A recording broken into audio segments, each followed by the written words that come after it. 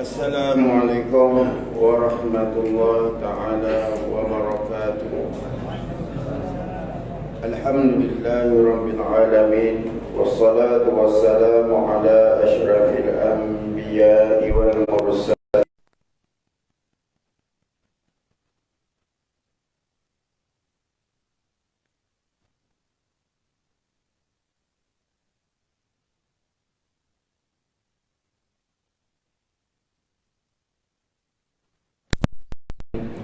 Qala rabbi shrah li sadri wa yassir li amri wahlul 'uqdatam min lisani yafqahu qawli.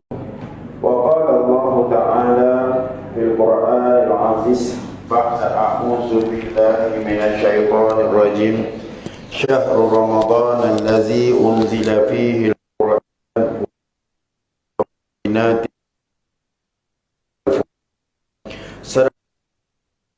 wala haula wala quwwata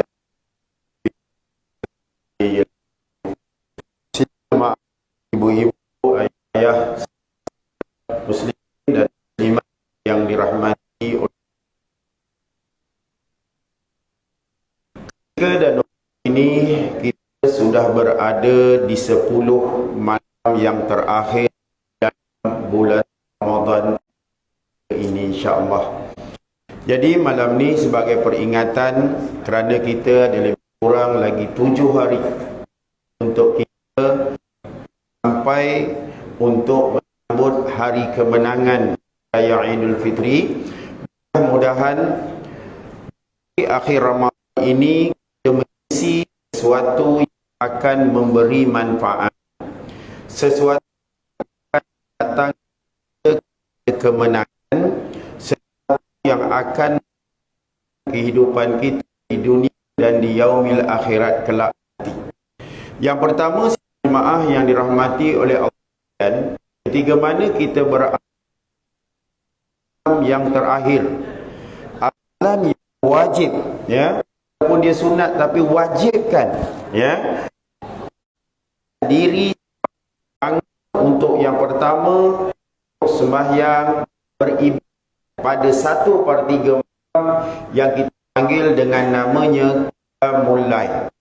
Kerana Nabi sallallahu alaihi wasallam bersabda bermaksud ya, yang berdiri untuk mengerjakan ibadat malam akhir bulan Ramadan bertemu qadar dan bertemu sesiapa bukan pada setiap hari dengan penuh iman kepada Allah Subhanahu wa taala. Kita minta, kita permintaan kita, aku nak ganjaran, aku pahala yang mana Allah Subhanahu wa taala akan mengampunkan dosanya yang telah lalu. Kita minta sidang jemaah. Kita dah bangun 3 malam yang pertama, kita dah buat tarawih, kita dah buat witir. Esok kita bangun, kalau kata malas solat, ada orang dia tak nak solat Ustaz, saya nak buat apa? Ada amalan yang kita adakan pada malam ini. Saya ada 5 perkara, keempat dan yang kelima nanti. Tapi rugi kalau kita bangun sahur, kita tak nak melakukan paling kurang solat sunat tahajud 2 rakaat ataupun 4 rakaat dan sebagainya. Kita tak nak melakukan, mungkin kalau kita pagi besok kita akan solat sunat tasbih, yang mana kita akan buat 4 rakaat dengan 300 kali tasbih, subhanallah walhamdulillah wala ilaha illallah wallahu akbar. 1 rakaat ada 75 kali. Kalau kita bertasbih pagi besok, pagi lusa, pagi tulat, Isnin, sampailah pada malam Aidil Fitri, kita lipat gandakan, yakinlah kita akan mendapat ganjaran yang banyak di sisi Allah Subhanahu wa taala. Itu yang pertama. Yang kedua, banyakkan dan ligan pembacaan Al-Quranul Karim, kerana membaca Al-Quran adalah satu keutamaan, apatah lagi di bulan Ramadan. Ganjaran pahala yang akan diberikan oleh Allah Subhanahu wa taala terlalu banyak.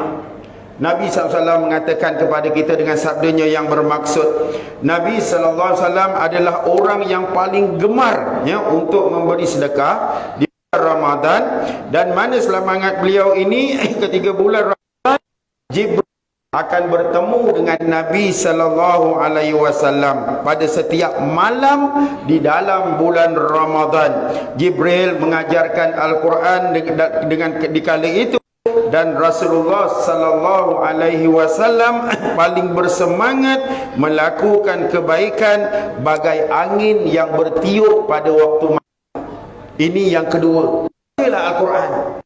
Hari orang takut dan ramai orang statistik yang nak baca Al-Quran terlalu kurang dalam tahu, saya tahu. Dan saya nak tanya, kenapa orang tak nak baca Al-Quran ini? Kenapa belajar Al-Quran hari ini? Saya selalu kaji sekalian. Saya rasa mungkinlah orang bila nak ni, dia kata ustaznya garang.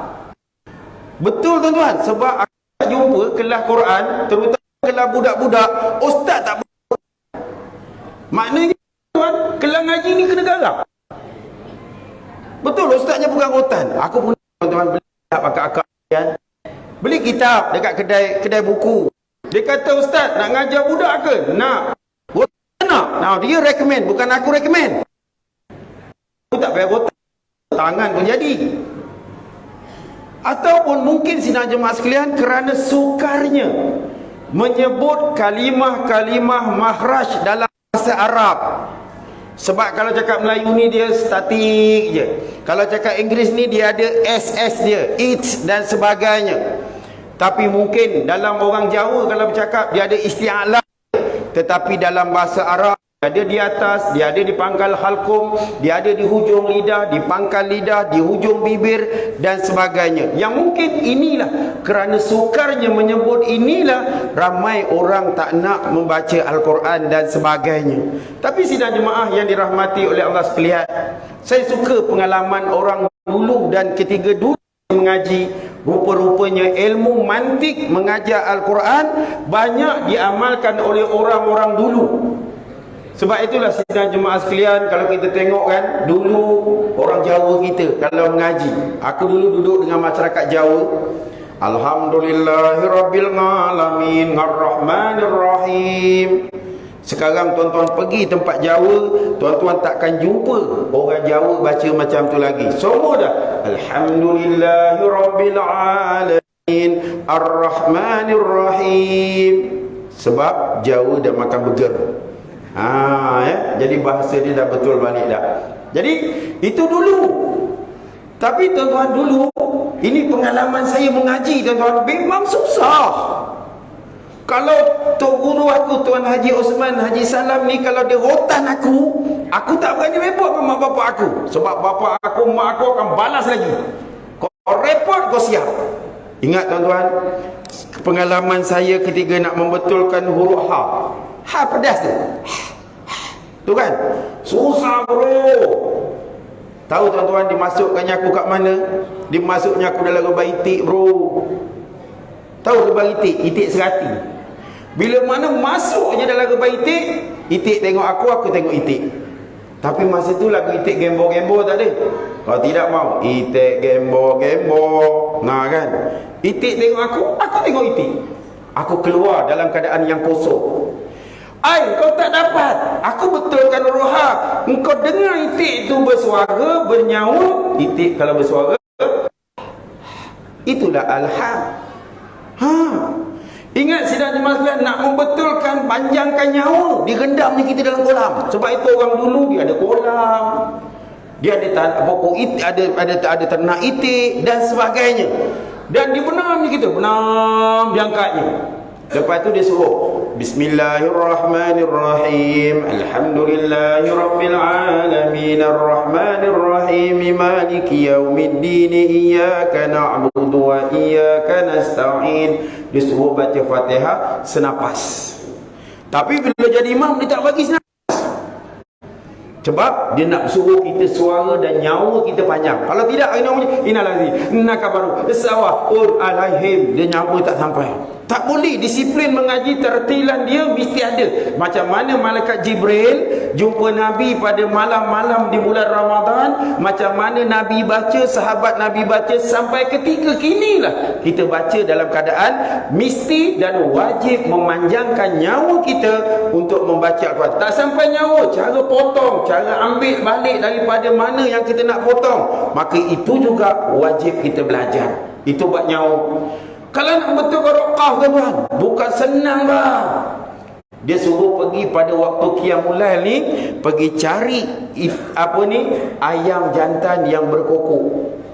Ada ayam jantan kokok, kakak-kakak tak bangun sahur kita bang. Dia bilang kokok, rupanya iqa. Hari ni kau nak belajar betul barokah, ayam jantan pun tak boleh ternak dekat sesi 20 ni. Jadi itu kalimah yang kita nak baca. Dan nak betulkan rozal tuan-tuan, pergi pokok buluh. Dulu kan ada pokok buluh betung. Kita pula tengok cerita Eskadarisman, anak buluh betung yang tu tak lut kan, dah meninggal dah. Ya. Rupanya dekat pokok buluh ni barulah kami idza zulzilatil ardu zilzalaha, nak membetulkan mahraj antara fa, antara sa, antara sya, antara so, beza. Dan saya nak membetul. Dulu aku mengucap asadu, pang, dibaginya pelampang. Lala dia kata kau pergi halau kucing. Ada kau orang halau kucing. So, mampus kucing tu tak lari bang. Kucing tu tengok kau apa punya. Cuba kau lah, syuh, rupanya ash, ush, ish, baru jadi bro. Jadi nak betulkan syin, halau kucing. Rupanya halau kucing tu pun ada dalam makhraj huruf. Barulah aku jadi ash, ush, ish, baru dapat. Dan bila kita jumpa dengan orang Arab, kita jumpa dengan guru-guru qiraat ini, guru-guru Al-Quran ini, tuan-tuan, mereka akan membetulkan bacaan-bacaan yang kita baca dalam makhraj huruf kita. InsyaAllah bila kita tahu tu, kita akan baca seketul-seketul alhamdulillahi rabbil alamin, baru jadi bang. InsyaAllah teruskan ilmu kita mengaji Quran ini. Kita belajarlah sampai bila-bila, kerana Al-Quran akan memberi syafaat kepada kita di yaumil qiyamah nanti. Okey, dalam Karim ni saya nak ajak tuan-tuan dengan Al-Quran. Jom, jadilah arkitek, jadilah lawyer, jadilah manusia yang faham, jadilah manusia yang bangun dengan isi kandungan Al-Quran yang ada, yang kita baca, yang kita fahami, yang kita diajarkan tafsir dan sebagainya, untuk kita menjadi segala-galanya manusia yang maju dengan Al-Quran. Contoh yang pertama tuan-tuan, faham dengan Al-Quran. Lihat ketika mana Sayyidina Abu Bakar As-Siddiq menerima bila mana wahyu iza jaa nasrullahi wal fath wa ra'aitan nas yadkhuluna fi dinillahi afwaja. Bila sampai ayat ni sahabat gembira, takbir, sebab ramai gembira. Islam akan menang, orang akan berbondong-bondong masuk Islam. Tapi lihat bagaimana kefahaman yang dimiliki oleh Sayyidina Abu Bakar As-Siddiq. Dia menangis dengan kemenangan yang diberi gembira oleh Allah Subhanahu wa taala. Dia menangis. Sahabat bertanya, ya Abu Bakar, kenapakah engkau menangis wahai Abu Bakar? Sayyidina Abu Bakar kata, aku menangis kerana aku gembira Islam itu akan menang, dan aku menangis sedih kerana inilah waktu yang sudah rapat. Orang yang membawa Al-Quran, kekasih Allah, akan diambil oleh Allah Subhanahu wa ta'ala. Apa maksud di sini mas sekalian? Nabi dah nak wafat. Nabi dah nak wafat. Dan bayangkan kefahaman Sayyidina Abu Bakar As-Siddiq berbeza antara kefahaman kita. Sebab itu dalam Al-Quran banyak perbezaan pendapat dan sebagainya. Pandangan adalah satu realiti yang kita raikan. Ada orang faham macam ini, ada orang faham ini menjadi teknologi, ada orang faham ini menjadi suatu pegangan hukum dan sebagainya. Sebab itulah kisah Nabi Allah Musa alaihi salam, tuan-tuan, kaji punya kaji. Inilah rupanya bila kita ramai nak lalu, kita kena buat highway. Sebab itu Allah Subhanahu wa taala melepaskan Nabi Allah Musa dalam laut. Lihat berapa lorong dibina oleh Allah Subhanahu wa taala. Kerana ramainya orang yang nak melintasi laut, yang mengikut Nabi Allah Musa alaihissalam. Rupa-rupanya hari ini terbina melambat highway supaya tidak melalui jam dan sebagainya bila kita nak lalu. Ini teknologi, tuan-tuan. Ini kefahaman saudara jemaah sekalian. Lihat ayat kulu washrabu mir rizkillah. Makan, minumlah daripada rezeki yang diberikan oleh Allah. Allah kata yang halal dan tayyiban. Kenapa kita cari yang syubhat? Kenapa hari ini kita makan benda yang kita tak nak cek betul-betul adalah itu ataupun tidak dan sebagainya? Kerana apa sidang jemaah sekalian? Hari ini umat Islam wajib menguasai industri pemakanan di dunia. Ini tuan-tuan, kita tak nak tanam sayur. Bila Melayu pula tanam sayur, harga jatuh. Kita tak nak ternak ayam, lala ayam nak jatuh. Kalau orang Melayu ternak, tak ada siapa nak beli. Kita hari ni tak nak ternak ayam telur, lala telur pun tak ada. Ni sidang jemaah sekalian, kebun kat kampung banyak. Ingat, ini kena bina. Kerana ini sistem pemakanan yang akan menyelamatkan kita. Hari ini tuan-tuan, kalau tuan-tuan tanya saya macam mana nak tanam beras, nak tanam padi, aku cakap aku tak tahu. Dan industri ini contoh satu benda supaya apa? Kita nak jaga makanan. Kerana daripada makanan Islam hancur, daripada sistem pemakanan Islam rosak, daripada sistem makanan yang tidak baik, tubuh badan akan menjadi rosak, binasa dan sebagainya. Sebab itulah Islam minta supaya kita jaga tentang makanan-makanan ini. Dan banyak lagi faedah kefahaman yang kita wajib tanam supaya Al-Quran ini adalah satu benda yang perkara yang bergerak dalam ruang lingkup kehidupan yang kita lalui pada hari ini. Okey tuan-tuan, yang kedua, arkitek. Tuan-tuan tengok yang saya nak bawa tuan-tuan macam mana Bilal bin Rabah. Ketika mana dia balik daripada Syria untuk menziarahi makam Nabi sallallahu alaihi wasallam, Saidina Hasan dan Husin minta paman tolong laungkan azan.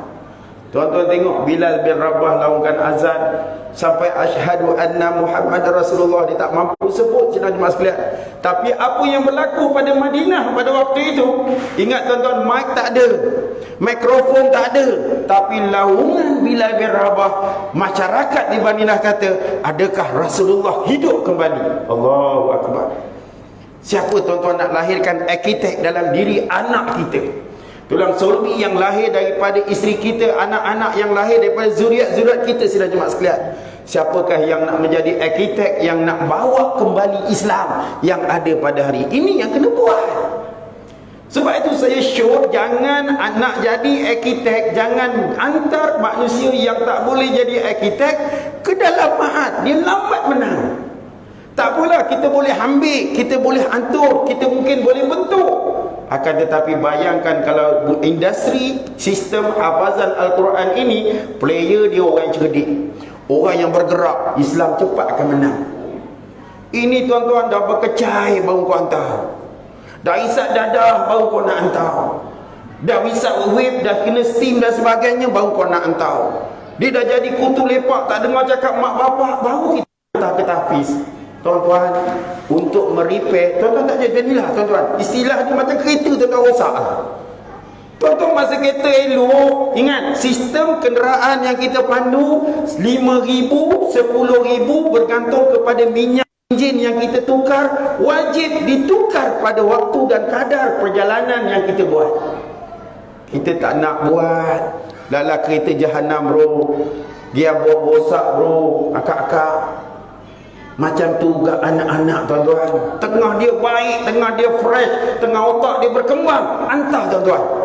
InsyaAllah dia boleh bangunkan Islam dengan lebih cepat, dengan letakkan mereka di tempat yang betul, yang boleh menggerakkan mereka dengan ajaran agama Allah ini.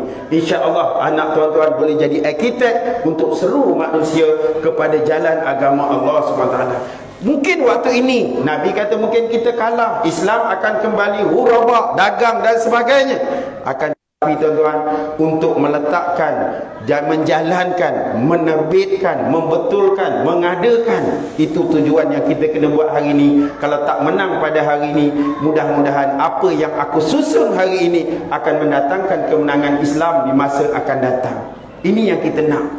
Okey, yang ketiga tuan-tuan, pemimpin. Al-Quran melahirkan pemimpin. Pemimpin yang agung, Nabi SAW. Akan tetapi saya dah ceritakan tuan-tuan tentang kisah Muaz bin Jabal. Apa yang berlaku pada Muaz? Muaz kata Nabi, manusia yang faham dengan Al-Quran. Muaz bin Jabal faham dengan hadisku, kata Nabi SAW. Dan Muaz bin Jabal faham tentang hukum, hakam, perjalanan, pentadbiran agama Islam. Yang ini yang kita nak tuan-tuan. Dia faham, sebab itu Nabi hantar dia menjadi Prime Minister, ataupun dahulu dipanggil Governor di negara Yaman. Dan lihat kenapa Nabi pilih Muaz pada waktu itu, umur dia 30-an. Dan dihantar ke Yaman, dia fresh, dia muda, dia memimpin. Dan tuan-tuan lihat, dia berhadapan dengan satu kumpulan Yunani dan yang kedua Kristian yang berada di bumi Yaman. Ajak mereka kepada agama Allah SWT dan dia mentadbir dengan hukum hakam Allah. Nabi tanya, kau nak berhukum dengan apa? Wahai Muaz, aku akan berhukum dengan Al-Quran.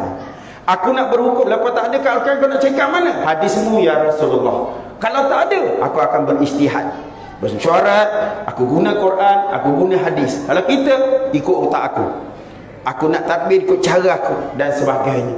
Dan tuan-tuan, lihat ketika mana Muaz bin Jabal nak berpisah dengan Nabi pesan, Muaz, ini kali terakhir pertemuan kita wahai Muaz, dan selepas ni aku akan diwafatkan oleh Allah. Tuan-tuan, Muaz sedih, menangis, sebab bila turun surah An-Nas, bila perpisahan ini Nabi dah beritahu masa yang terlalu pendek untuk bersama dengan junjungan besar Nabi SAW. Muaz kata, ya Rasulullah, sahabat akan dapat lagi bersama dengan kau, mendampingi engkau, tapi aku akan berpisah dan aku takkan jumpa.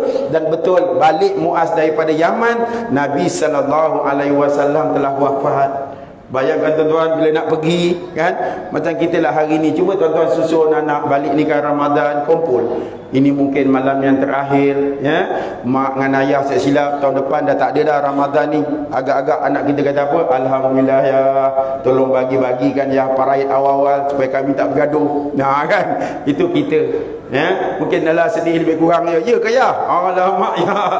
Macam mana ayah mati, habislah saya punya projek, habislah bajet tak ada, habislah funder saya hilang. Ya, dan sebagainya. Tapi Muaz bin Jabal, dia disentak oleh kata-kata Nabi yang akan wafat, sehingga meleleh air mata Muaz bin Jabal ketika nak pergi tuan-tuan. Dalam keadaan bergerak, dia menangis, ya Rasulullah, ya Nabi Allah. Dia tanya Nabi, pandanglah aku ya Rasulullah untuk kali terakhir. Nabi pada waktu itu tak pandang Muaz. Apa? Nabi sayang sangat, dan Nabi takut kalau aku pandang Muaz, takut hati dia takkan jadi pergi. Dan inilah nak timbulkan di malam nuzul Quran, di malam akhir Ramadan ini, macam mana Al-Quran mendatangkan kasih sayang sehingga aku nak berpisah di bulan Ramadan ini, kerana Al-Quran memberi ganjaran yang cukup hebat kepada umat manusia. Jadi sedangkan itu yang kedua. Okey, yang ketiga tuan-tuan, di dalam bulan Ramadan, akhir Ramadan ini, jom perligan sedekah, bayar zakat, berwakaf dan sebagainya. Kerana inilah bulan Ramadan, inilah tuan-tuan, tumbanglah tuan-tuan.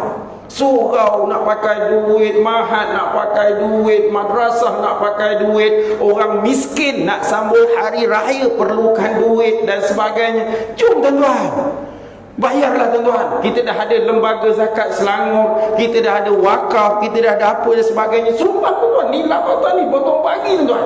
Dan yang wajib ialah zakat fitrah ya. Dan ingat, zakat fitrah ni yang paling afdal sebelum kita nak semayang sunat hari raya Aidilfitri. Sebab itulah setiap surau dan masjid akan melewatkan solat sunat hari raya Aidilfitri, tapi tak adalah sampai zuhur. 8.45 dan sebagainya. Tapi sidang jemaah sekalian, Amil dia ada anak bini bang, dengan kau aku nak tunggu waktu afdal. Dia pun nak sana bermaaf-maafan dengan anak-anak dia. Kena anak lambat bangun kan, anak pula sediakan makanan dalam dia 8.30 nak sampai. Sebab itu nazir pengurusi akan umum, siapa di antara kalian yang belum lagi, terutama orang lelaki ni, yang belum membayar zakat fitrah untuk diri kamu dan tanggungan kamu, tolong bayar sekarang. Tuan-tuan, kalau tuan-tuan malu, tuan-tuan saya beritahu, kalau tuan ini dah waktu kritikal, tolong tuan, sebab waktu diumumkan dia tidur. Sekali dah nak bangun sembahyang sunat hari raya, dia umum lagi sekali. Lah nak bagi kat siapa? Kau tengok sebelah kiri kanan kau campak lah. Ini wang zakat fitrah aku pada tahun ni. Pasal dia tunda, lalah tak dapat. Sebab itu aku sudah terima ustaz dah raya lah ustaz. Aku ingat malam tadi nak bayar, lalah lambat bayar. Tolong tuan-tuan, zakat fitrah wajib dibayar dan sebagainya. Jadi yang keempat, banyakkan berdoa kepada Allah Subhanahu wa taala. Ni bulan Ramadan ni. Allahumma inna nas'aluka ridhaka wal jannah wa na'udzubika min sakhatika wan nar. Allahumma afuwun karim tuhibbul afwa fa'fu anna wa an walidina wa an jami'il muslimina wal muslimat bi rahmatika ya arhamar. Dan doa-doa yang lain. Dan tuan-tuan, kalau boleh malam ni tuan-tuan tutup lampu, duduk sekejap dalam bilik, dalam ruang. Dan saya beritahu Qiyamul Lail ni kita buat cara jama'i ni kerana apa? Kita nak bina kekuatan bangun. Kalau seorang-seorang kuyuk, tuan-tuan pergi Masjid Darul Ihsan, ada orang sakit Qiyamul Lail, ada orang tua Qiyamul Lail, ada orang muda Qiyamul Lail. Seronok tuan-tuan. Ingat nostalgia ketika mana almarhum Ustaz Nasuha Ahmad. Ingat masa nostalgia Ustaz Al-Fadhil Ustaz Osman Ibrahim, yang mana memang pakar Qiyamul Lail. Lihat tuan-tuan, kita duduk, kalau boleh tuan-tuan, memang afdal seorang-seorang diri. Tuan-tuan bangun sendiri, kuatkan sendiri. Tuan-tuan doa, ya Allah, pandang muka mak, pandang muka ayah, pandang tuan-tuan anak-anak seorang-seorang, pandang isteri kita, akak pandang suami muka, pandang adik-beradik, pandang mak mentua, ibu mertua kita. Minta tuan-tuan, minta ampun. Ya Allah, aku dah tak ada mak Ramadan ni, ya Allah. Mana ibuku, ya Allah? Ibuku sudah ada di alam kubur, ayahku sudah ada di alam kubur. Ampunkan dosa aku, ya Allah. Ampunkan dosa mak aku, ya Allah. Bukan dosa ayah. Aku rindu, ya Allah, nak pegang tangan dia hari raya Aidilfitri ni. Rindu sangat-sangat. Tuan-tuan, minta. Ni masa dia. Dan yang terakhir, sidang jemaah sekalian, tolong banyakkan istighfar, tolong banyak minta ampun dengan Allah Subhanahu wa taala di akhir-akhir Ramadan ini. Tolonglah 5 perkara ini dipegang, Qiyamul Lail, baca Al-Quran, hafal Al-Quran, amalkan Al-Quran. Yang ketiga, banyakkan bersedekah, berbayar zakat, berwakaf. Dan yang keempat, banyakkan berdoa. Dan yang kelima, banyakkan istighfar dan sebagainya. Jadi insya-Allah pagi ini seksi 20 surah An-Nur akan adakan majlis Qiyamul Lail. Kita akan mula pada pukul 3.45, lewat-lewat 3.55 itu kita akan bangun solat sunat tasbih 4 rakaat, 2 kali salam, dan sekali tasbih itu 1 rakaat 75 kali. Jadi kita akan buat 300 kali untuk 4 rakaat. Nabi pun pesan solat sunat tasbih ni kau tak boleh buat seumur hidup sekali, Kalau tak boleh buat seumur hidup sekali, buatlah sebulan setahun sekali. Tak boleh buat setahun sekali, buatlah sebulan sekali. Tak boleh buat sekali, buat hari-hari. Jadi kita benalah tuan-tuan, supaya ini adalah satu momentum kekuatan. Kerana Islam salah satunya tuan-tuan, kajilah kemenangan umat Islam ialah bila mana mereka umat Islam ini bangun berqiyamul lail kepada Allah Subhanahu wa taala. Jadilah abid di malam hari dan jadilah singa di siang hari. Jangan jadikan alasan qiyamul lail. Kenapa malam ngantuk ni? Alah malam tadi qiyamul lail. Ya. Lalu orang akan pandang Islam ni, oh qiyamul lail menyebabkan lembik pada siang hari. Jangan tuan-tuan. Yang bekerja tunaikan tanggungjawab bekerja. Yang pencen-pencen macam kita ni biasalah. Lepas subuh ni dia akan lelap dan sebagainya. Sebab kami tak ada kerja. Ya. Kami dah penat bekerja satu masa dahulu. Jadi waktu inilah kita nak ni. Jadi bangunkan, ya, Nabi bangunkan isteri, bangunkan anak-anak di malam bulan Ramadan yang akhir ini supaya mendatangkan satu darjah la'allakum tattaqun yang akan digapai dalam Ramadan pada tahun ini. Sekiranya inilah Ramadan kita yang terakhir, Ramadan kita yang akan berpisah selepas pada ini, mudah-mudahan Allah ampunkan dosa kita, Allah bagikan jalan kepada kita, dan sekiranya diberikan nyawa lagi, Allah akan menambahkan, limpah ruahkan segala-galanya dalam kehidupan kita. Jadi insya-Allah kepada para penonton yang mendengar, ya, mudah-mudahan menjadi pengiktibaran pada apa yang disampaikan, dan mungkin yang bercakap ini tidaklah terbaik dan sebagainya, mungkin ada benda yang baik itu diambil, dan sekiranya lemah itu daripada kelemahan diri hamba yang bercakap ini. Wallahu alam. Mudah-mudahan Allah berkati pertemuan dan perpisahan kita. Aqulu qouli hadza wa astaghfirullahal azim li wa lakum.